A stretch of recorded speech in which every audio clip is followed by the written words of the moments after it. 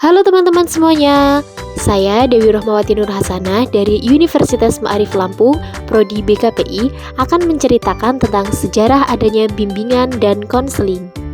Buat teman-teman yang udah penasaran gimana sih sejarah perkembangan bimbingan dan konseling, jangan lupa like, komen, dan subscribe ya guys ya. Jadi guys, sejarah perkembangan bimbingan dan konseling itu tidak hanya di Indonesia saja ya. Jadi sejarah perkembangan bimbingan konseling atau BK itu awalnya itu ada di taraf dunia internasional, lebih tepatnya di negara Amerika Serikat. Sejarah perkembangan BK di wilayah Amerika Serikat sendiri itu terbagi menjadi 4 era, yaitu tahun 1900 sampai 1909.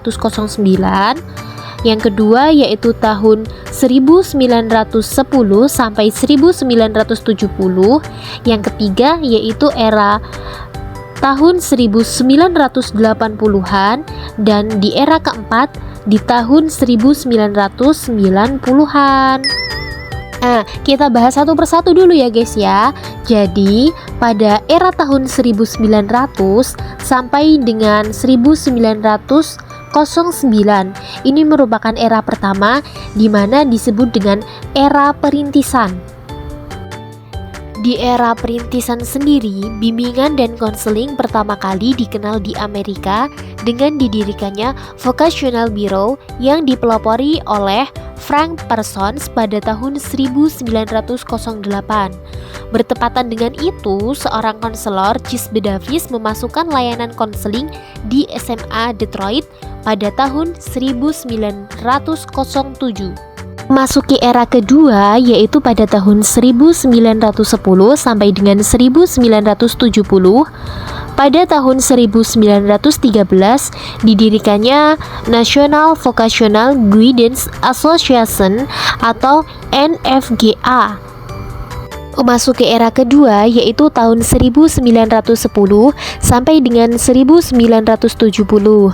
Awalnya pada tahun 1913 didirikannya National Vocational Guidance Association atau NFGA.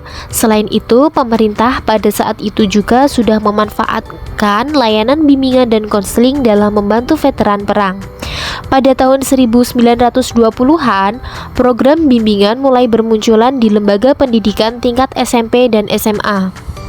Layanan bimbingan dan konseling mulai diselenggarakan di tingkat SD pada akhir 1920-an hingga awal dekade 1930-an. Pada tahun 1942, Charles Rogers mempublikasi buku yang berjudul Counseling and Psikoterapi yang di dalamnya terdapat teori tentang konseling non-direktif. Pada tahun 1950-an, berdirilah berbagai organisasi konseling, yaitu American Personal and Guidance Association atau APGA pada tahun 1958. Disahkannya National Defense Education Act atau NDAA. Kemudian pada awal 1970, layanan konseling mulai berkembang di luar sekolah seperti lembaga komunitas dan pusat kesehatan mental. Nah, memasuki era tahun 1980-an, pada tahun 1981 dibentuknya Council for Accreditation of Counseling and Related Education Program atau CACREP yang berfungsi untuk melakukan standarisasi pada program pendidikan konseling pada tingkat master dan dokter di bidang konseling, sekolah, komunitas, kesehatan mental, perkawinan, dan keluarga, serta konseling di perguruan tinggi juga loh. Selanjutnya teman-teman, kita akan memasuki era keempat yaitu era tahun 1990-an, di mana pada era keempat ini memasuki pada akhir ke-19an. Spesialis psikiatri yang dipelopori oleh Van Ellenberger, Rentergem, dan Van Edhen telah mendapat tempat berdampingan dengan spesialis pengobatan lain. Kemudian tahun 80 dan juga tahun 90-an, berbagai permasalahan sosial itu mempengaruhi anak-anak yang pada gilirannya mengakselerasi pertumbuhan konseling di SD. Berbagai isu seperti penganiayaan anak, pelecehan seksual, dan lain sebagainya mengarah pada pemandatan konseling SD. Selanjutnya, kita akan memasuki sejarah perkembangan BK di Indonesia, teman-teman. Buat teman-teman yang bertanya, kok bisa sih BK sampai Indonesia? Jadi gini awalnya teman-teman, sejarah adanya BK di Indonesia adalah dikarenakannya banyak pakar pendidikan yang menyelesaikan studinya di Amerika Serikat, yang kemudian pulang ke Indonesia dengan membawa konsep BK yang baru. Terus ada berapa fase sih konsep BK di Indonesia atau perkembangan BK di Indonesia? Yuk mari kita bahas. Jadi ceritanya teman-teman, sebelum kemerdekaan pada masa penjajahan Belanda dan Jepang, kemudian rakyat Indonesia berada di tangan penjajah. Nah, para siswa itu dididik untuk mengabdi kepada kepentingan penjajah dikarenakan rasa nasionalisme rakyat yang sangat kuat.